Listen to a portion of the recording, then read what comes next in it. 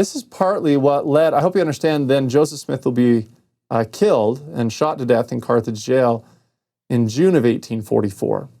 And then there's the succession crisis after he dies, when him and Hyrum are both martyred.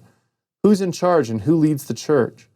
Well, there were different things that were put out there. Well, maybe it should be William Smith, Joseph's younger brother, because he's now the patriarch of the church and he's a member of the 12. Sidney Rigdon says, well, maybe I should lead the church because I was the first counselor, and we'll talk all about this.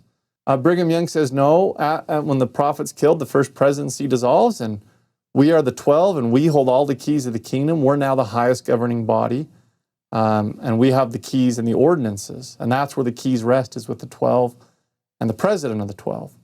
Well, Emma Smith is actually going to want the Nauvoo stake president.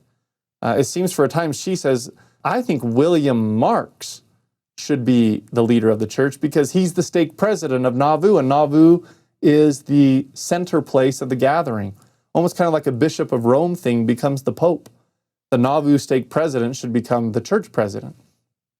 Well, those are all interesting thoughts, and obviously Brigham and the 12 are the one that are sustained by the church as the rightful authority. But the reason why I'm sharing this with you is because it seems that one of the reasons that Emma Smith doesn't want to necessarily support Brigham and the 12 is not only because her and Brigham butt heads about a lot of things in their personality and in their views, but also because Emma does not want plural marriage to continue in the church. And she knows that if Brigham and the 12 lead the church, that plural marriage will continue in the church because Brigham and many of them, through her husband Joseph, have already entered into plural marriages.